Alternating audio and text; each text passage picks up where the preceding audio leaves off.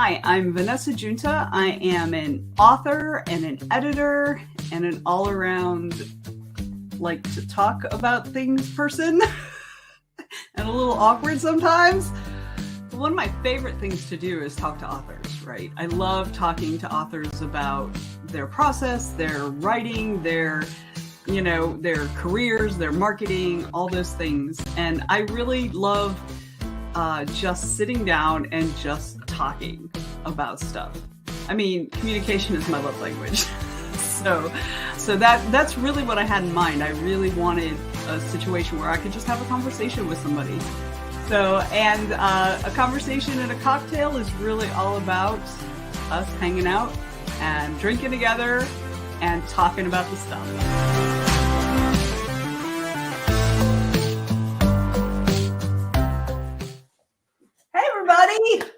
Welcome. Happy October. So glad y'all could join us. DL Wainright is with us. Yay, huzzah. We need like a crowd sound.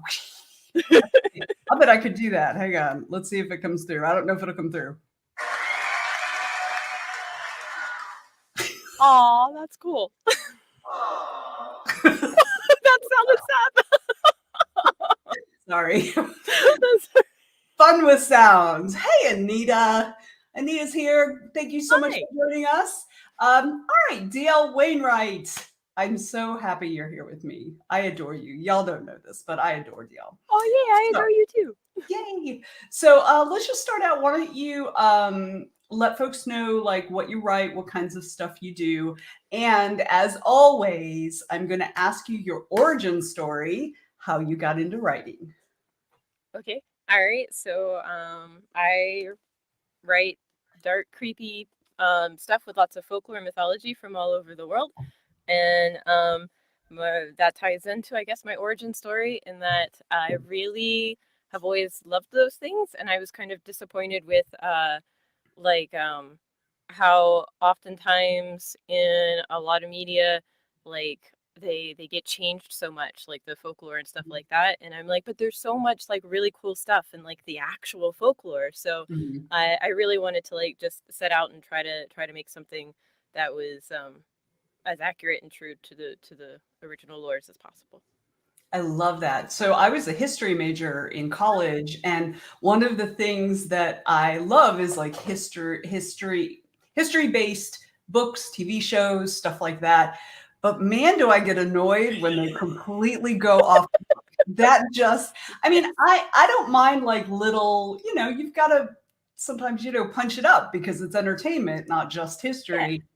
But man, you don't have to take a hard right. Like it's already there. It's already pretty cool. Just go with it. So I mean, unless it's something like Our Flag Means Death, which is, intentionally supposed to be silly and anachronistic and stuff like yes. That. But yeah. If it's on purpose, I'm down. I'm with it. It's all good. But yes. So so you started writing what you wanted to see out there. So yeah, I love that.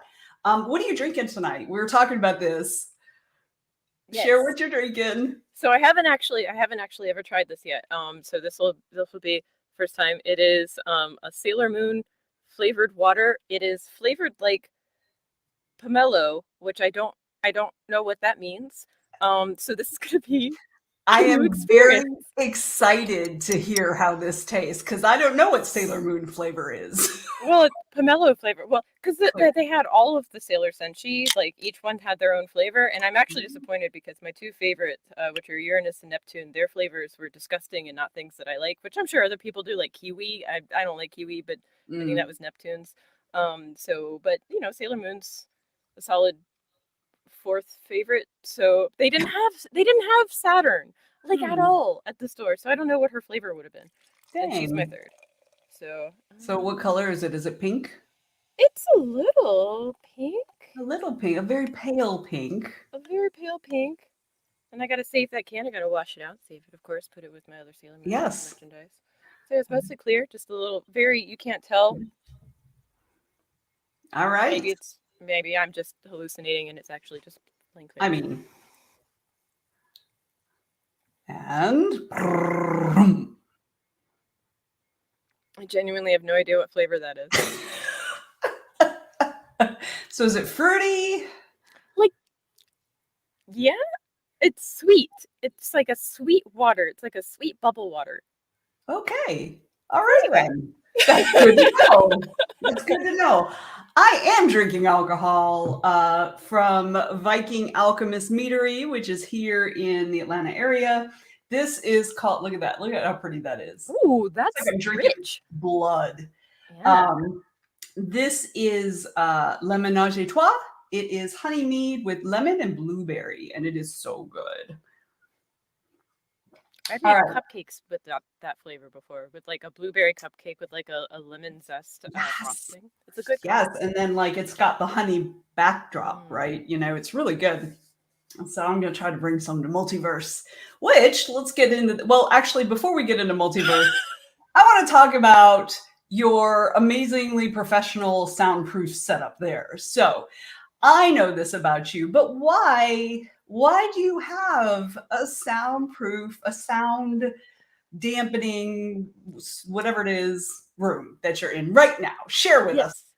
So this is my recording booth, and this is my professional mic because under my Bruce Wayne identity, I'm a professional voice actor.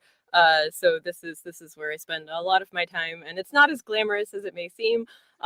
It's a lot of narration work for like training courses and very, very dry things, like a lot of things to like, you know, teaching people what HIPAA is and how to be HIPAA compliant. So it's not as cool. I mean, I do get to do some fun character stuff. I did some for Tonya Ransom, who's going to also be at Multiverse, and her totally awesome horror podcast, Afflicted. I was in that, so yeah. Nice. I love it. I love Tonya. She's awesome. Yes. So I was going to ask if you're like the voiceover that is on all of the TikTok videos, you know, that narrates the TikTok videos. I'm like, oh, is that DL? No, that's not me. You're making bank. Yeah, right. I would love to get that kind of no. I mean, I have a couple of big clients, but none that big. All right, so now everybody knows why you've got like foam on your walls. So yes. I figured we'd clear that up right there at the beginning. So so let's talk a little bit about Multiverse, although this is not the Multiverse show, because if you're not familiar, well, you're probably familiar, but Joe ran Spotlight on Multiverse every Friday for a good portion of the year, like more than half the year. So this is not official that way, but Multiverse is like a week and a half away. So let's talk a little bit about it. Okay. You've been a guest at Multiverse since 2020. No, you're in 2020. Were you in 2019? Were you there the first year? No, I was not. You came in on multi-virtual, and then you've been with the show the whole rest of the time. So, yes. What makes you come back? It's good people. Honestly, that's why I keep coming back. I think even though it's a very small con, but I've got high hopes for it because I think it's very well run. I like the panel choices. Like there's been cool topics, been like cool discussions brought up on panels. I like everybody that I meet and interact with there has been awesome. And I think it's like a really cool and inclusive environment. And like I try to tell everybody that I can, I'm like, you guys should try this out and stuff like that. Unfortunately, I don't live in Atlanta anymore, but I tell my Atlanta friends who do still live there that they should come. Yes. And stuff, because it's like I'm really hopeful that it's going to take off, because I would like to see more conventions be like Multiverse. So yes, I love that. Yes, from your lips to whoever's ears. Let's go with that. Somebody bought a book from me. Yeah, that's Joe. Joe bought a book from you in 2020. Oh, specifically because he saw you on a panel on the horror track. Oh, cool. Yeah. Oh, in the virtual panel? Because if it's 2020, so then it. Yeah, it must have been virtual, or maybe he meant 2021, but maybe not, because 2020. Did you do? Were you on any? You meant 2021. Yeah. Okay, that's what I thought. Okay. Yeah. So yay, huzzah. Yeah. All right. Well, let's talk a little bit about your books. Well, I'm sure we'll pop back to Multiverse and stuff because I want to hear what panels you're on if you remember. Yeah, the years do blend together. The only reason that I know the difference is that 2020 was virtual, and it's just like it's like it's like pre-multivirtual and post-multivirtual. I mean, yeah, kind of like how just everybody nowadays is like, pre-plague and post-plague, in the like before during times. the plague. Yeah, the before times, the during times, and then the after. Yes, we're kind of like still on that border of after and during. We're kind of still bouncing around there, and although like definitely like 2020 and 2021 like kind of blur together. A lot. Like it's just like time just kind of collapsed on itself. I will say 2019 was probably not the best year to start a convention. How would you know? Right, how would anybody have predicted? My premonitions were not working that year. So, but actually, I would rather have started it then than try to start it after, because the hotels are much more difficult to work with now than they were then. Oh, really? Yeah, they are much more difficult to work. But that's a whole different thing. You and I'll talk about that another time. Okay. So I'm stealthily trying to pull up my schedule, by the way. Your schedule, since I gave you that heads up, you're welcome. Did you stealthily do that? I'm trying to. I'm very okay. So it might change a little bit. If you're using the app, it's already changed if it's changed, because we've had to make a couple little changes, but nothing major. So, but you'll get a printed schedule in your little notebook when you get there. So while you're stealthily doing that, let's talk a little bit about your book. So The Hollow Sun is the series, and I know you've got 4 books in it. Is it complete, or are you going to keep going? How big do you think it's going to be? 6? Oh. 6 books. So working on the 5th book now, and not out in time for this multiverse, but should hopefully be out in time for next year. But yeah, so six in total.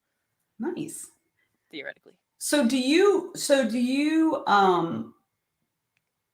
plot your series? Like, are you a plotter type writer?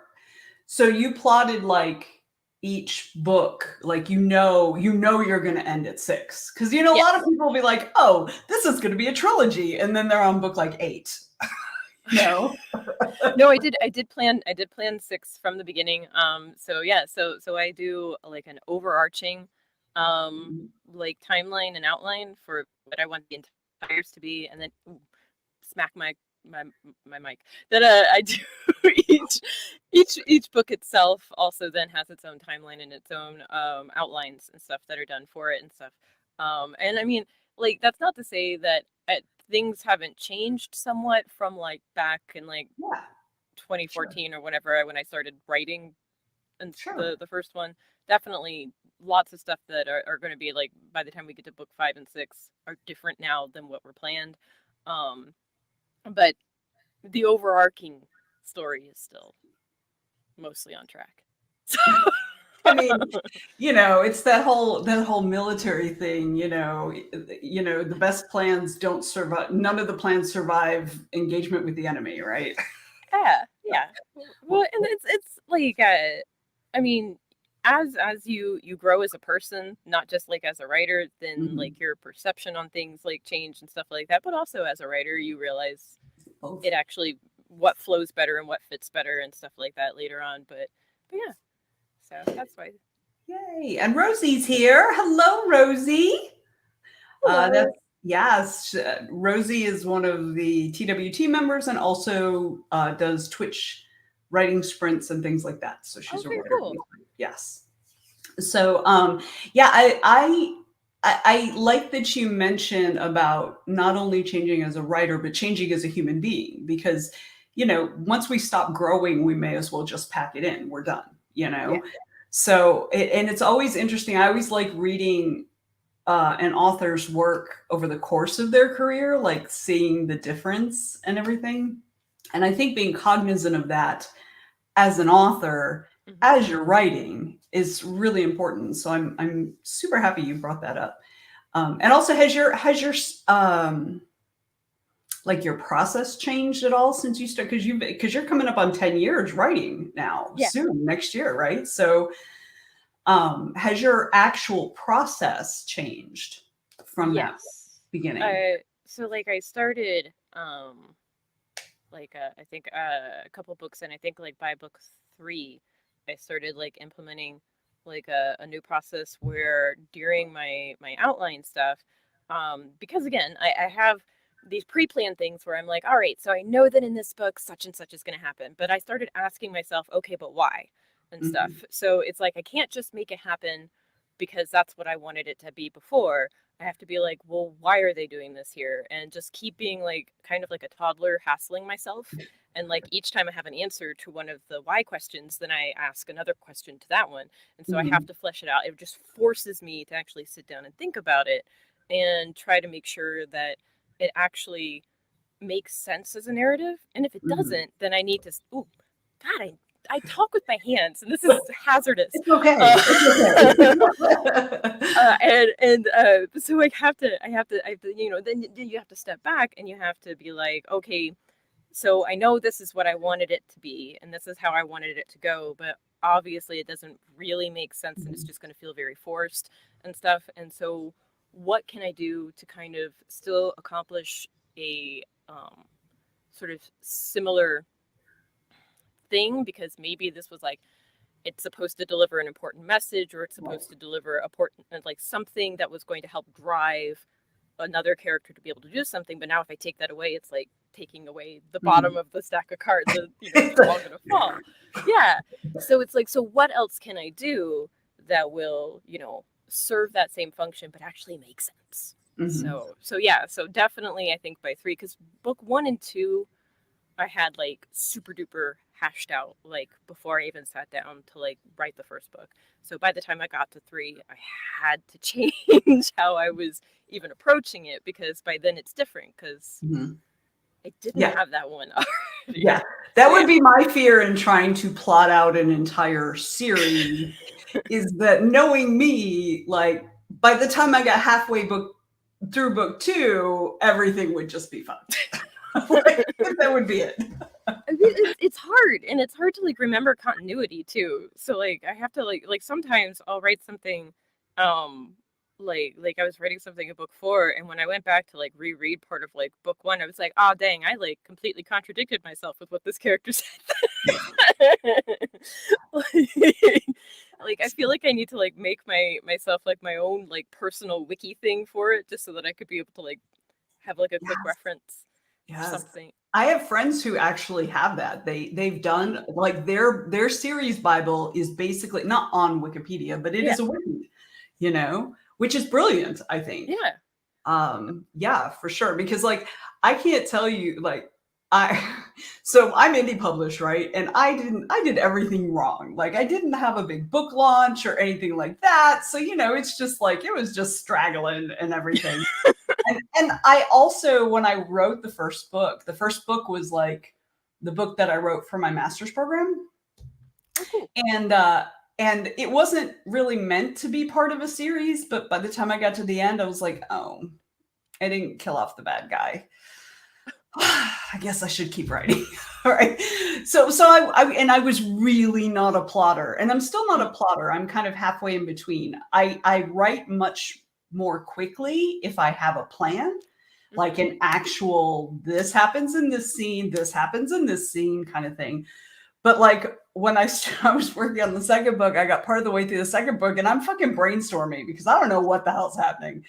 And I'm just like, oh, I have this amazing idea, but there's something wrong in the first book that I need to fix. It wasn't anything major. It was like one line needed to be a little bit different. I went back and fucking changed it in the first book. I mean, you can do that. Yeah. I released like a revised edition of book 1 like a year ago or so, like right before book 4 came out and stuff, which honestly did a few things like that, where like I'm like, no, because the entire concepts had completely changed. And I'm like, we're just gonna iron out just a few of these little wrinkles. It's just a little wrinkle. Nobody will notice. It'll be fine. Just Yeah. a few No, lines. mine was a small change, but it was a very important change because it set up the thing I was going to do in book 2, but it was completely non-existent initially in book 1. So it's literally, so if you have a very early copy of book 1, you have something different that does not help set up the thing happening in book 2. So like I said, it's just a little bit more of a surprise. Yeah, so it's like surprise. jazz hands. So yeah, so you were also talking about part of the reason what you got into writing was that you weren't seeing people utilizing the folklore in a way that worked for you, right? That you felt like it could be done better, which is very often how a lot of writers try to do that. No, I'm not saying that I'm bad. But no, it really comes down to, you know, that old adage, write what you want to read, right? Yeah. And I feel like that's what you're going. So tell me a little bit about like folklore, because I know you are extremely knowledgeable about folklore. So tell me that backstory. What would you like to know? What about folklore would you like to know? So like I'll ramble about folklore.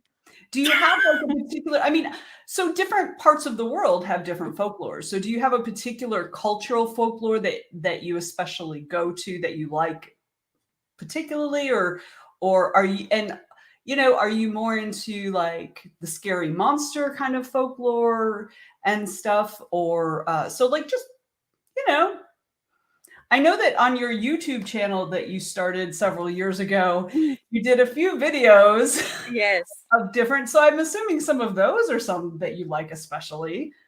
Yeah. So I mean, so yeah, I don't think there's a particular like necessarily one culture folklore that I like more. That's like asking what your favorite child is, kind of thing. Because it's like because they're all just so neat. But yeah, I like the creepy stuff. I think my favorite thing about folklore and about studying folklore is actually seeing the connections that you can find.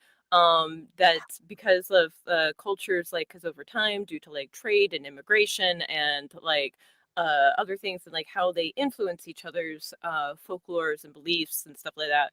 And I actually there was I'm going to use this moment to touch on something I had a little bit of a debate on with this one gentleman in a panel I was on DragonCon, because we were on a panel about Asian folklore, and somebody asked what the difference was between folklore and mythology, and a gentleman whose name escapes me, but he was a very nice man, who's that's sitting next to me. He was saying that mythology were beliefs and like folklore were just like folk stories, and I was like, but that isn't true entirely. Like that's a very like attempting to make like and he was like, we'll take it up with the academics, and I'm like, okay, but it's similar to, so my degree, I'm all over the place. I'm sorry that how I don't no, I talk, love but this. so so my degree is religious studies, which is world religions, and so one of the first things that we're taught in religious studies is that there is no good way to define what a religion is, because any attempt to create a definition of religion which can encompass every single religion in the world will become so broad that it can be even applicable to things like fans of baseball. So, but the thing with academics is that we really like to try to put things in boxes. And that's why the gentleman was like, you know, mythology is a belief system and folklore is just folk stories. But the thing is that there's a big overlap, number one. Number two, folklore, a lot of the things that we call folklore are remnants of religions in the past that maybe got mostly eradicated by like Christianity or other belief systems that moved into the area. But besides that, a lot of what we call folklore are meshed together with religious beliefs in a lot of different cultures. So like a lot of the African diaspora stuff, like voodoo and stuff like that, has like the original, like with the Orisha, become like the Loa and stuff like that, as part of the voodoo, but it also gets mixed up with like the Catholic saints and things like that, which also Santeria. again with the Catholic saints also mix up with like a lot of the Russian like indigenous belief systems kind of before like, and the attempts to eradicate them, they just kind of mushed into the Christianity. And then even if you like take like in Japan, the kitsune, which is the fox thing, it's oftentimes people will be like, oh, it's like part of folklore, it's part of Japanese folklore, but it's very important to the Kami Inari, and it's all over her shrine, which is a Shinto kami, like deity kind of thing and stuff. So there's always like this mix, this overlapping of things, and so that's why, like, even though my degree is in religion, I am still a huge folklore geek because it's all tied together, and you can see how they like influence each other. Like, in the Tengu, which I talk about on my channel, you can tell when you're looking at the Tengu story, which like kind of, because oftentimes it's used like Buddhist propaganda and stuff, but like the way that it's being presented will tell you kind of like what era in the Japanese history was that particular story out of, because there was a lot of conflict between Shinto and Buddhism, only because there was a lot of conflict between the emperor and the shogunate, and the shogunate was Buddhism, the emperor was Shinto, and so during their big conflicts, that comes over into the story, the folklore stories with the Tengu and stuff like that. And so I just nerd out over it. It's fascinating. I love it. Like, I love it.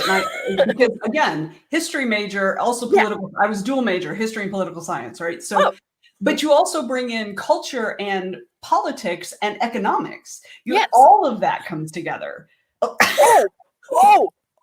So, and this ties into Multiverse. So last year in Multiverse, I did a panel that was actually the evolution of Satan, and like both his theological concepts, but as well as his like media or pop culture representation, which go hand in hand. They influence each other and stuff like that, and it ties in with exactly what you're saying with about like the political climates, all sorts of things that changed what Satan is and stuff. And so again, things that became like folkloric concepts and stuff, like our folk tales of like America has a lot of folk tales of you meet the devil and you trick him kind of thing, like that. And stuff. Like that's a folklore, but it ties in with, and it influenced a lot of the theological beliefs of American Christians and stuff like that, was like these concepts of Satan. Yes. But yeah, and the oh gosh, I could just rant about Satan all day, but we'll stop. No, I love it. This is exactly what the show is about. It's just us having a talk. The chat can jump in and make comments and ask questions and stuff. This is exactly what this is about. And it's really interesting because if you look, I mean, I can see in my lifetime the shift of vampire lore from monster to lover, right? So go in, come on. That happened before your lifetime, because that was the Victorians, because they like to just bang anything. They had sexy mummy stories. Yeah, well, because Victorians, Reductian, they had like mummy relics and stuff like in their houses, because it was like a cool thing. So they wrote like sexy stories about, what if that mummy that I have in my house like comes to life and is like really hot and wants to do me. So so they had that, and they also had like, that was where the sexy vampires started coming in and stuff like that. So yeah, I mean, they always and in some of the early stories, like the Strigoi in Romania and stuff like that, one of the things that they would do is they, like, if it was a dude, he'd come back and wear out his widow. So they've always been a little sexy, even though they've been a little creepy and monsters, and will totally eat you and string your guts like what are the garlands? That's it. Joe said he's going to clip that. I could talk about Satan all day. I could talk about it. The best. You know, I took there's this app called Kinu, Kinnu, and it's like a learning app. You know, it has all these different things that you can start, and you know, you just take you just read, and then you take these little quizzes to help reinforce Oh, cool. what you learn. And what's really cool about it is that it's based on like learning neuroscience. Like it has to, you know, so like its whole structure. Anyway, I was taking one because I am also a nerd about this kind of stuff, about folklore, mythology, and stuff like that. And they actually said that the difference between among, I guess, mythology, folklore, and fables is mythology teaches you about the world, and folklore teaches you about life, and fables teach you how to treat each other. So that was kind of what they posited as a very simple sort of differentiation. So what are your thoughts on that? And I could be totally getting it wrong, but that's what I remember of it. I get what they're saying, but honestly, a lot of religions, at least as far as the side of the religion which is presented to the lay people, is mostly teaching you how to treat other people. So that's what the fables they're saying is doing. Is religion for lay people is how not to be a dick. Fables. Yeah, fables. You're right. Yeah. You're right. So they're saying what they're saying fables are what religions are more or less used for. Like, for instance, Buddhism for lay people is vastly different than Buddhism for monks. Monks, you know, trying to, you know, they're ascetic, yeah. Again, reach nirvana, you know, ascend, there is no self and stuff. Whereas for lay people, because of Prince Ashoka, it very much is just be good to everybody else. It's don't be a dick. And, I mean, I feel like that's the baseline for all like most decent religions is. Well, that's what I'm saying. Yeah. So a lot of religions, their whole premise for the lay people is just like how to function in a society, and do that in a way by not being a dick. Like, don't kill each other, don't steal from each other, right. Don't murder, don't be mean to each other. Fuck your neighbor's spouse. Yeah, things that you would think would be like very obvious, but obviously some people evidently need some rules. So yeah, but fables are they I mean they also tell like little stories and stuff like that, and they're also like like how to be better people. It's kind of like they're more concentrated things of that, or just expounding on it. I don't know, because it's hard to say, because I mean, what are you saying fables? Are you just going with Aesop's fables, or are you considering things like with Anansi as being fables? Because again, that ties into religion, because Anansi is like part of religion. I don't think it's saying it's not about religion at all. Right. But I think what it was saying was that fables are specifically about teaching you how to treat other humans, regardless of like the other tentacles that might be in the fable. But treat other people, but also like that's true, because that's where you get a lot of the trickster lore and stuff, and a lot of times one of the functions of the tricksters is to show you the tricksters are what an asshole you're being. Yeah, don't be like them. They are breaking the rules of living in a society, and they look at the punishment that they have now received. So don't be like them.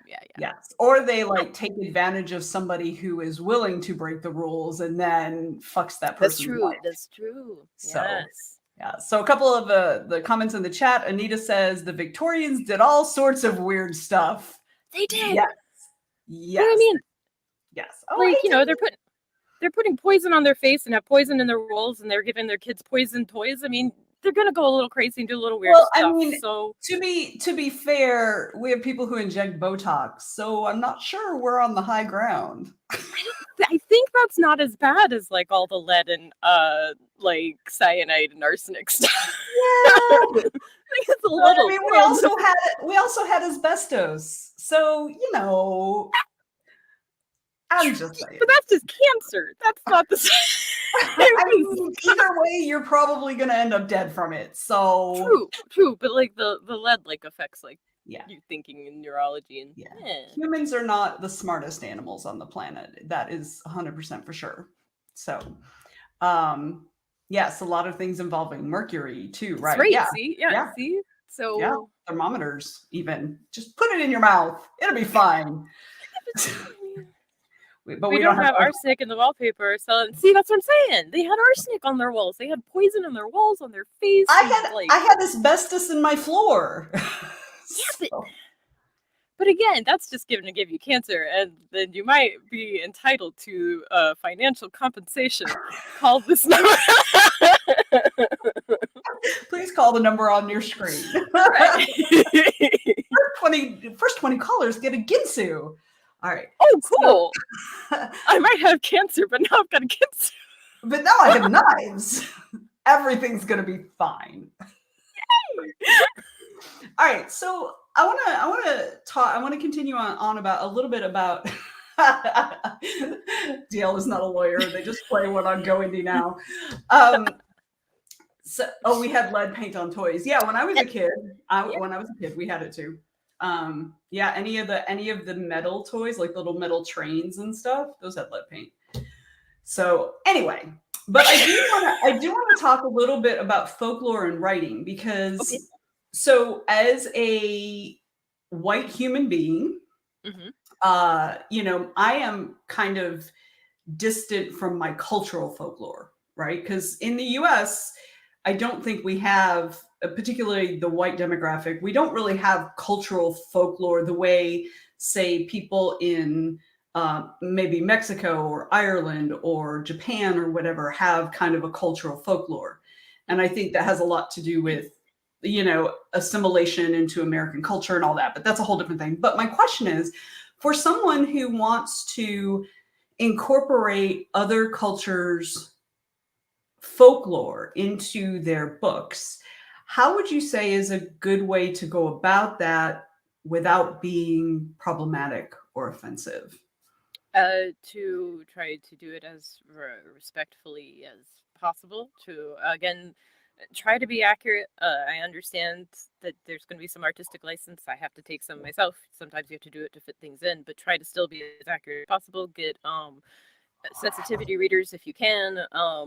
Talk to people from those cultures and stuff like that if you are not personally familiar with that culture and with people from the culture. Just get out there and meet some who are.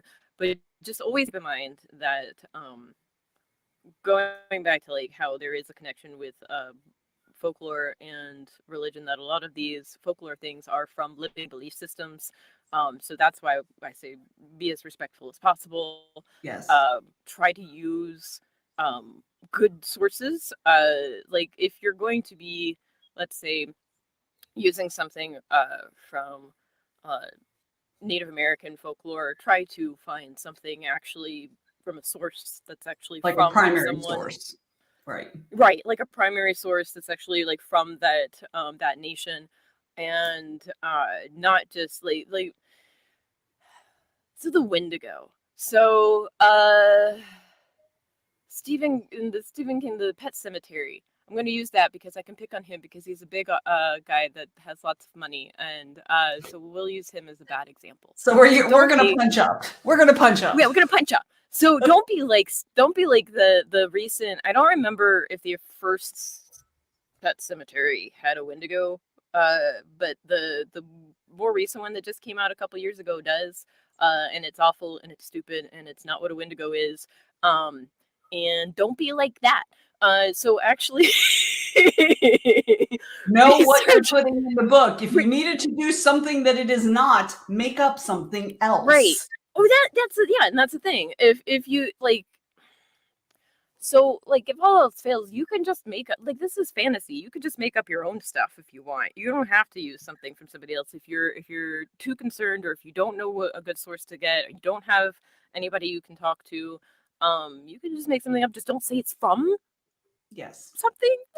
Exactly. But yeah, if you need like a creepy thing that takes place in America, please don't use a Wendigo unless you know what the hell a Wendigo is. I think it was in the book. And the book was written like in the 70s. So like there wasn't also as much understanding and knowledge. But you know, they just made the remake. They could have fixed it. They could have fixed it. Yeah. So there's no excuse in like the remake thing. Yeah. That was the thing they could have. Yeah. But yeah, so do better. If you want to aspire to be like anyone, I would aspire to be like Rick Riordan, who does the Percy Jackson series. It is very obvious that he is incredibly well researched with any of the stuff that he does.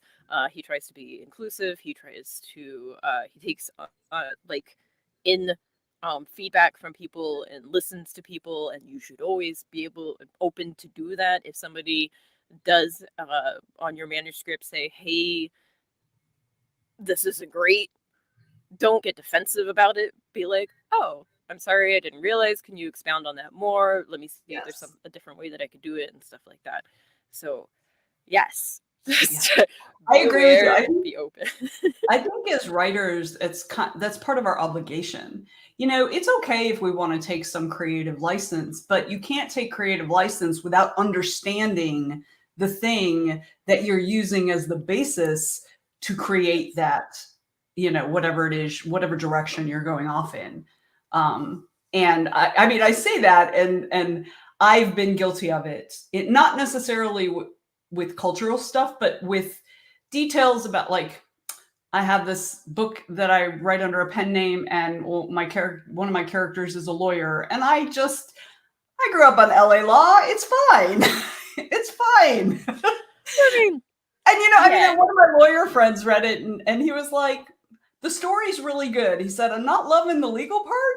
And it wasn't any, it's not like it was set in a courtroom or anything like that. Otherwise I would have done way more research, but it was just like, she's doing depositions, whatever the fuck. I don't know. It's whatever. So yeah. But like, when you're like with job stuff is almost like that's authors almost have to get those wrong. Like it's so rare.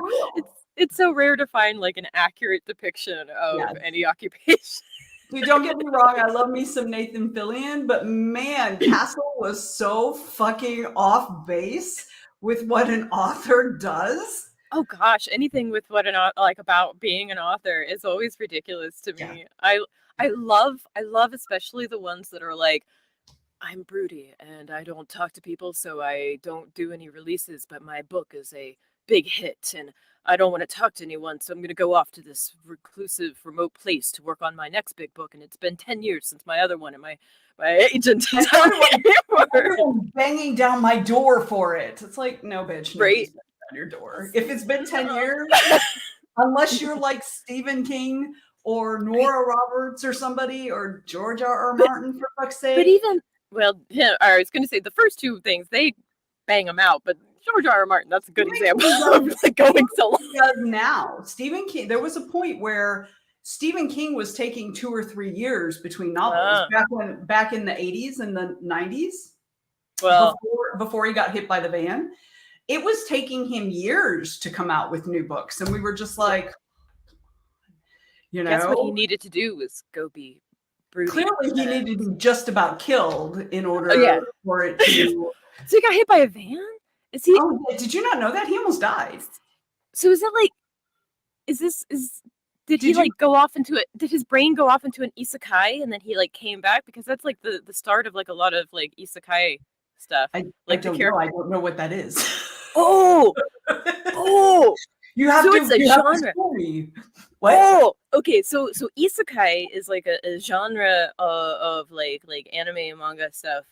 Where like it's called, or like portal anime, but like a lot of them will start off where like the character gets hit by like a truck or a bus or a van and they die in our world, and then they wake up reincarnated in a different magical world and stuff. So that's one type of isekai, and another kind is like they physically are transported, kind of Alice in Wonderland-esque, through like a portal into another place and stuff. That's interesting. So he actually I have to look it up because I have to Yeah, I wanted to make sure I had the name right because it's actually I just noticed that they have it on. There's a book and a TV series. The TV series was done in 2002, called Rose Red, and it reference like it is so much of it is absolutely positively like literally it is about a guy who got hit by a van and he is in like this coma and there's all this stuff going on. I'm pretty sure it was Rose Red. I'm pretty sure it was Rose Red. Or wait, no, it was the hospital one. Do you know what I'm talking about? Stephen King. Help me out, Joe. Stephen King. It's not Rose Red. It's something hospital. It's Kingdom Hospital. That's it. I got it. Stephen King wrote this? Yes. Kingdom Hospital. Find it. It's out there somewhere. I don't think it was a book. I think it was just a screenplay. Joe's like, I was just typing it. Look, Sean got it too. Yeah. So did he write? So he wrote that after he got hit by the van? Yeah. And like so the details about the guy who got hit by a van are exactly the same details. I mean, I'm sure there's some differences, but as far as what was publicly put out as with Stephen King getting hit by the van, I mean, he was out walking on the side of the road and a van hit him. The guy had a dog in the van and a cooler in the van and like all this, and it was all the same in the show. So it was really interesting and it ends up being this weird mind trip thing. So I think it's possible. I'm sorry? So he isekai'd himself. Yes. And then he came back and he was like, I'm so full of ideas. And then he had to, and then that's why he just keeps writing. Oh, yes. Yeah. Okay, cool. So yeah. I mean, that was definitely before your time because you're significantly younger than I am, but that's I don't think I'm significantly younger. Yeah. I've turned 40 in like 2 days. You are, oh, happy birthday, by the way. You are almost 15 years younger than me. So, so yes, you I did not expect that. I thought you were only like 5 years like older. Thank you. I appreciate that.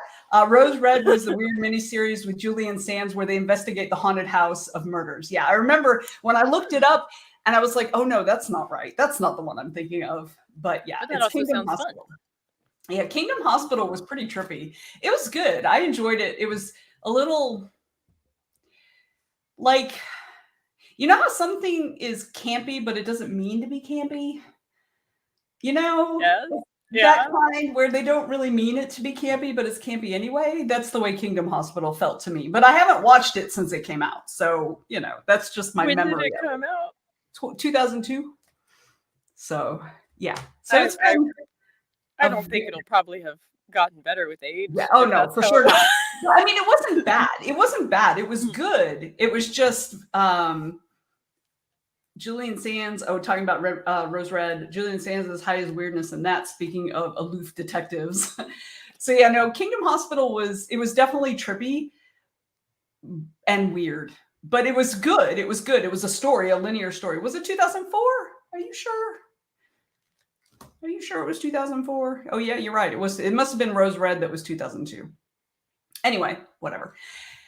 Anyway, I was a huge Stephen King fan. So when he got hit by the van and like almost died, I was just like, bah! So yeah. So that was a very formative part in my life. Kingdom Hospital was based on Lars von Trier's The Kingdom, but King added the guy hit by a minivan, according to Wikipedia. Thank you.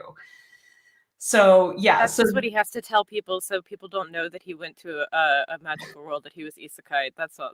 I mean, maybe Lars von Trier also did that. Maybe they went to the same place. We are ridiculous. That's awesome. I love. See, this is exactly when you're like, I'm sorry, I'm geeking out. I'm like, no. This is what we like. This is what I like. Like this is what I love doing in the show. Lars is the creator of Dogma Cinema. What's Dogma Cinema? I don't know what that is either. But Joe knows everything about films and things. But is this the magical world or is that? Well, if this is the magical world, I want the fuck out because I am done with this timeline. I am over this timeline completely. So yes. We're not although I have learned that there's evidently such a thing as a reverse isekai, which is where the magical entity gets transported into our world, which I feel very bad for them for that. Same. That's interesting though, because that makes me think of things like summoning demons and stuff like that, where, you know, things can cross into like, yeah, like my multi-series story arc that I'm working on has a lot to do with different realms and passing through, and that's a very important part. So that's a thing that's often in the top of my mind. But what made me think of summoning demons is that a friend wrote a short story about a person who's putting together an IKEA desk and accidentally summons a demon. Yeah. So, and it's from the demon's point of view. So it's hilarious. It's just a great Was your friend on a panel with me? Yes, probably. Because this sounds very familiar. Yeah, that would be Rosemary. Rosemary. Yeah. Williams. Yeah. Yes. Yeah. It's a great story. I've already read it. I think it should be either just came out or should be coming out very soon. Rosemary. Yeah, she's in Denver. She's in Kansas City. No, but like I met her in Denver. We went on a panel. I think we were just like sharing like author books, and she was like telling me like about it and stuff. She's awesome, by the way. She's great. But basically running World Fantasy, because Kansas City got World Fantasy this year. So which is cool. The weekend after Multiverse, I think. The weekend after Multiverse. So yeah. But it's a great story. It's hilarious. So if anybody, I don't remember what it's called. I don't remember. If anybody's curious, leave a note, leave a comment on the thing, and I will make sure I find where it was published. I can't remember. So but you made me intrigued with the whole the demons being summoned thing, like being reverse isekai. That would be a fascinating story to like read and stuff. Would be something from the demon's perspective, as if they got isekai but into our world. Oh, I feel like that you should like write a short story about that, or a novella or something. I feel like that's in the cards. I got too much on my plate already, but I understand somebody else wants to write it. I understand the too much on your plate, but put it in your idea file. So okay, all right. I'll just put it in but if somebody else wants to steal it before I have a chance to write it, that's fine. Have at it. There could be 10 gajillion isekais and stuff. It's fine. We certainly don't have enough stories about demon summoning from the demon's point of view. I mean, we certainly don't have enough of those. True. I know. I feel like we need more. I'm not even being sarcastic. So I know. For a second, you're like, is she being serious? No, I agree. I was agreeing with you fully. I love it when people agree with me. Okay. Switching back to cons a little bit, you cosplay. I have seen some of your pictures of your cosplays. So y'all don't know, but DL does a mean old Jareth from Labyrinth, y'all. Oh God, that's a while ago. Yes, but still, I loved it. Thank you. Sean says I could write an autobiography if you like stories like that. Sean, wait, are you a demon? That's what our world. That's what he's saying. I feel like that would actually be really funny. It would be really funny to market as an autobiography. Have an autobiography of a demon who got summoned into our world. Oh, so all the writers are world and everything. Yeah. So anyway, so cosplay. So are you still cosplaying, or were most of the I know a lot of the pictures I saw were in the before times. Are you still doing yes. So this year at DragonCon, I only cosplayed once. I was a tiefling. But last year I was Steed from Our Flag Means Death, and I was Barnaby from Tiger and Bunny, which is an anime. And I feel like I'm missing something, but I don't know. Was I just those two last year? No. You're like, surely I did more. I thought I did more. I feel like I was like stressed out, like sewing stuff, like literally like the day before I had to like wear the costume, like you do. So like normal. So I feel like, was that really? Oh yeah. My third one was every year I'm always a shimmering elvish rogue, but that was changed this year into the tiefling. So the same components that I usually use for the elf thing, you repurposed for the tiefling, but then also had like the pinkish skin and hands. Is there a way I can like show you a picture that's not just me holding my phone up to the thing? Can I like message it to you? Yeah, message it to me and I'll forward it to Joe and then he can put it on. So this is complicated. Yeah, no, just message it to me. It's super easy, I promise. I promise. All right.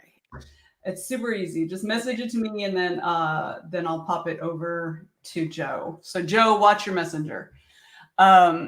So I'm not a big cosplay person. I love seeing other people's cosplay, but I'm really, really lazy inherently. And so I don't like to put a whole lot of effort into really much at all. Okay, I'm sorry. I'm trying to find Joe's name. Okay. But it's true. I have done one actual, like, I like to like dress up in stuff. Like I have lots of 50s dresses and stuff like that. But I don't often do actual characters because if I'm doing a 50s outfit or a flapper outfit or whatever, I can just like do whatever I want. I don't have to like conform to anything. And so I have done one cosplay in my life. I mean, well, in my adult life. I mean, obviously, that wasn't Halloween. I did one cosplay and I played the Fourth Doctor and I had the scarf and, you know, you can see my hair is curly and it was symmetrical then. So it was like curly all over. And I had the hat. I'd found a suede fedora at a Goodwill for like $5. I mean, it was nice, but it was too light. So I actually dyed it. Like I dyed it a darker brown. I know, I was getting all fancy. So, you know, and I wore an overcoat and I had a bag of jelly beans, but, you know, for jelly babies, I don't know if you watched it, but like that's Tom Baker. Tom Baker's the Fourth Doctor Who, the one with the big long scarf. Well, I know who you're talking about just because I go to conventions and I am familiar that way, but I don't watch Doctor Who. It's okay. I love you anyway. Please. So I think Joe has pictures ready. So there we go. Look, there you are. Yeah, that's my tiefling. Yay. So, yeah. Oh, that's my tiefling. Nice. But yeah, and the hands, those are gloves. Oh. It's gloves dyed that way to look like the your hands are bloody. Well, no, because I'm a red. I'm like pink and red is the coloration of the tiefling skin. Oh. So that's why if you can see my tail kind of pointing out there too. By the way, I finished the tail like the day before too. It wasn't what I wanted to do for the tail, but I threw it together. So that also goes from like red to like pale pink to white, and so do my arms, and so do my ears, and like the it's makeup very on my clever. face, just like that. It's very clever to use gloves, so you don't have to do the body paint. That's super smart, right? Because I was like handling books and stuff. I didn't want to get body paint, and also the claws, like the sharp nails, are also part of the glove. So that's brilliant. So just you take, and that's me as Steed. I like it. I like it. I especially like the pants. Pirate. Ooh. And that's Barnaby, and that's including with like a little side by side with the who the character is, because nobody knows who the hell he is. No one watches that anime. You did a really good job. See, that's what impresses me. And like this goes back to what we were talking about earlier about, you know, get it right. Like this is also part of why I don't do a lot of cosplay, because I know me and I would be like psychotically obsessed about little details like that. You know, like and the jacket. That jacket was like just a regular black jacket, and it had a completely different collar. It had like a regular like lapel thing. I had to remove that. I had to give it a moto collar like his, and I used leather paint. Yeah, I used leather paint to paint the jacket to match his and stuff. That was very cool. You did a really good job. Thank you. All right, our whole hour is gone, DL. No, but I'm having fun. I know. So these are always the best conversations when you've completely lost track of time and you're like, oh shit, I'm supposed to end now. Damn it. So, but I've loved having you. Thank you so much for coming and hanging out. So you get the last minute or two and let folks know where to find you, what you want them to buy from you, you know, we'll have all the links down in the show notes below, but go ahead. Please buy my books. You may like them. I hope, if you enjoy spooky things and folklore. And I promise they make more sense than when I talk. And also, you can find them. You can find them at your local bookstore, or you can order them off of Amazon. You can find the links to them at thehollowsun.com. There we go. Speak to you in this calming voice to convince you to buy my merchandise. Yes. Or hire me to voice your stuff. Right? So so really quickly, this has nothing to do with anything, but it made me think of it. So I watch a lot of scam baiting not a lot, but I watch scam baiting videos, which is people who talk to scammers and like waste their time and stuff. And there's this one little TikTok or YouTube short or whatever, and it's and the words on the screen say, when you're talking to a scammer, and remember you're an actress, and so he's asking her for a number, like a credit card number, and she's like 3, 2, and then she goes 1. Welcome back, and she goes into this whole like news anchor person, a news anchor talking about how they have the FBI on the line with their scamming investigation, and they have a live scammer on the line, and she's like, "What's your name again, sir?" And he hangs up the phone. That's what that made me think of, because you're just like, and then you remember. I'm a voice actor. Let me just do this. Yes, that's right. All right, DL, thank you so much for joining me tonight. This was so much fun. I just adored having you here, and thank you for sharing your passion for all the things writing and conventions and folklore. Especially, I really enjoyed geeking out with you about that. That was so much fun. So thanks everybody. Thank you for joining. Don't forget to like and subscribe to Go Indie Now. We've got a whole bunch of amazing shows. So and go to Multiverse. Yes. Oh, yes. And come to Multiverse. It's a week and a half away. And that's multiversecon.org. All right. And don't forget, it's always time to go indie now.